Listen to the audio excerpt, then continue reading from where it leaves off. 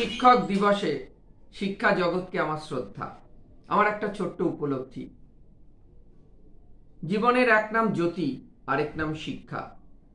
এর হয় না কোনো তুলনা, যার অন্য নাম দীক্ষা। জীবনে চলার পথে শিক্ষা হলো এক পরিপূর্ণ আলো। তাই তো সত্যি কথা চিন্তা করলে মনের মধ্যে কোনো অংশ থাকে না কালো। সত্যি কথা বলতে লাগে তখন ভীষণ ভালো। শিক্ষা এক অমর জ্যোতি, তাই জীবনে এসেছে এক প্রচণ্ড গতি। প্রকৃত বিদ্যার্থীদের কাছে ঘটেছে শিক্ষার প্রকৃত অগ্রগতি।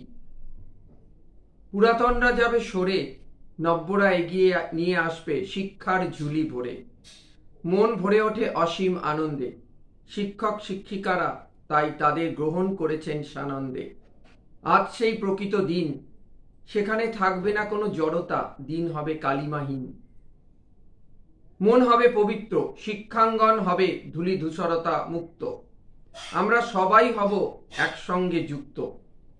একদিন জীবনের প্রকৃত জয়যাত্রা হয়েছিল যাদের হাত ধরে শুরু। জীবন থেকে যেত শূন্য, হতো না পরিপূর্ণ, যদি না পেতাম পরম শিক্ষাগুরু। জীবনে চলার পথে আসবে অনেক বাধা, স্যার আপনাদের আশীর্বাদে তাই জীবন হয়ে ওঠেনি গোলক ধাঁধা।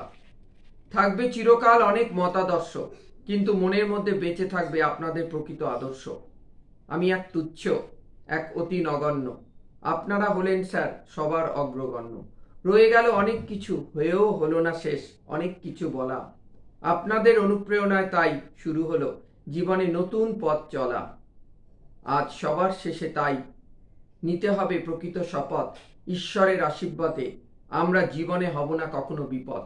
অর্থাৎ আমাদের লক্ষ্য থেকে রাধাকৃষ্ণনের স্বপ্নকে সফল করতে, তার দেখানো স্বপ্নকে বুকে নিয়ে তার আদর্শকে আমরা যেন সামনে এগিয়ে নিয়ে যেতে পারি, এবং আমরা পারবো বলে আমার বিশ্বাস।